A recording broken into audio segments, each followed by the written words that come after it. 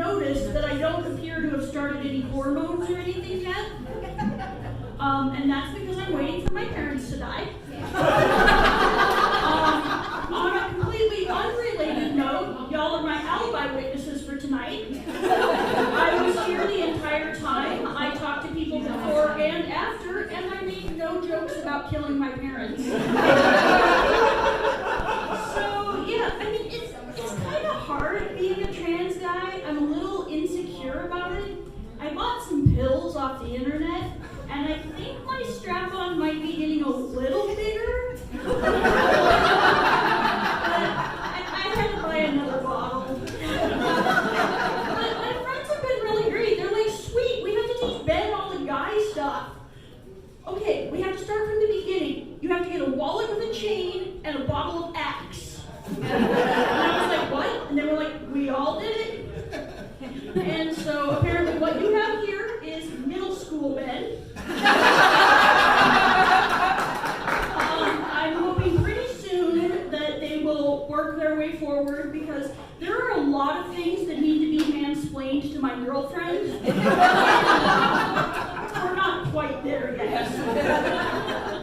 So yeah, my girlfriend wasn't too surprised when I came out as trans. She was like, well, sweetheart, every time we take one of those what Disney princess are you quizzes, you get Mulan. And my sister was like, okay, yeah, we had like 18 Barbies. Nobody was forcing you to be Ken. My brother's been super awesome though. He gave me a bottle of his favorite 3-in-1 body wash, shampoo, and conditioner. Apparently the way you pick your favorite one is to look at the price per ounce and write down what's on your list. I'm pretty sure you could also use it as toothpaste in a pitch. But when he gave it to me, he was like, now Ben, whatever you do not masturbate with this. Do not use this as lube. And I was like, I'm not going to use it as lube. But a few weeks later, I got really desperate. And not only did my pee hole burn, but my mic chain has not been the same since. So, I was in the Town Pump ladies' room the other day, and I know, I could use the Town Pump men's room because I got one of those stand-to-pee devices, so I no longer have to drop my pants completely to use the urinal. I still do. It's a choice now, though. The problem is that there tends to be no place to throw your period products next to you. And there's this guy in the stall taking a dump. And I'm like, bro, come on. We are all men here. Just let me sit backwards on your lap. He was not an ally. So I'm in the Town Pump ladies' room, and they have these signs in the stalls, and they're like, ladies, please do not flush your lady products down the toilets. Our plumbing has had some problem dealing with your feminine wiles. And so I'm in there, like, texting pictures of the sign to all my friends and family, like, so can trans guys still flush tampons or no? Time is a factor here. So yeah, so Ben, what did you do with your stimulus check? Nobody has asked. Well, I'll tell you, I bought 3 bras. And I know you ladies are thinking that's a little ridiculous, $1,400 for 3 bras. Because obviously I had some savings beforehand. So I get these bras home, and they're like, the lunch ladies would be looking at these bras going, do you have anything a little less utilitarian? Like, they're enormous. They're that exact shade of beige that nobody's skin has ever been. They've got 4 rows of hooks in the back. And then in the front, right between the 2 cups, they have a tiny little bow the size of my pinky fingernail. Now, at this point,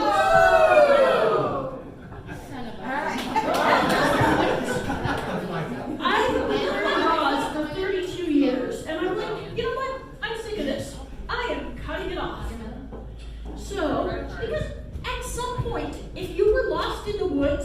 and in an emergency, you could sleep 4 people in your bra. The tiny little bow is not fooling anybody. So I cut it off. I've never felt so free, and then I tried it on, and things were going this way and that way and up and down, and I was like, oh no, it was structural. That, my friends, was a load-bearing bow. Now, I am not a structural engineer, but I put it back together the best I could. But now my 3 bras for the next 5 years are 2 regular bras and 1 bra like this. So that's a delight. But yeah, stimulus check that. Also, during the pandemic, I was diagnosed with autism, and that means that all of my weird hobbies have been repackaged as special interests.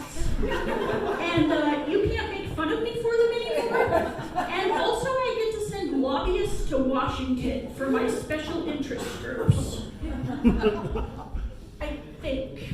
Anyway, so I was trying to teach my dog to ring a bell when she wanted to go outside. And this was going poorly because my dog is stupid and my cat is an asshole. So the dog never quite figured out how to ring the bell, but she did figure out that if somebody rings the bell, we're gonna go outside. So I'd ring it, I'd be like, look, we're ringing the bell. She'd be like, oh boy, we're going outside. And the cat was like, I can ring the bell. But only at 2 o'clock in the goddamn morning.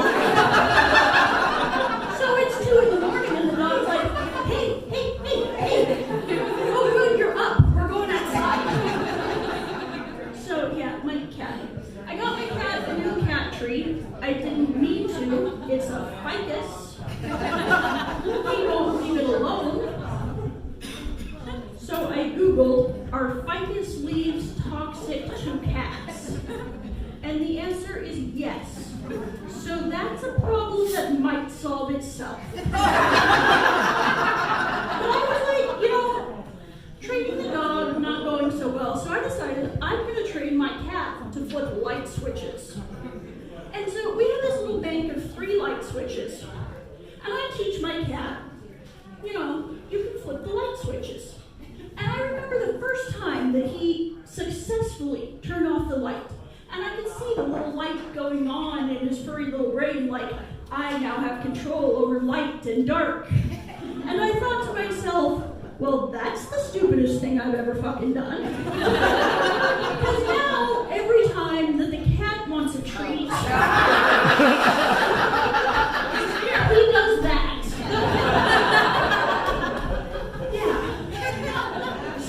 I'll be settling in for a nice evening of listening to some true crime, because nothing's more relaxing than hearing stories about people being brutally murdered, am I right? So, we settle in, the dog's with me, the cat flips off the lights for ambiance. I'm listening to these stories, and then it gets to be a little later, and I'm like, oh, I gotta take the dog out and go to bed. So the dog and I flip on the porch light and go out. The true crime narrator is in my head. No one knows why they chose to walk their dog at 11 p.m. The dog's collar was found 1 mile away. No other trace was ever found. So the dog and I are shuffling along, and a leaf falls off of a tree. And I'm fucking Scooby-Doo running back to my house. Jesus. And we're almost to the house. And the porch light goes off. And I'm like, shit, there is an axe murderer there. And so I'm looking around, hello?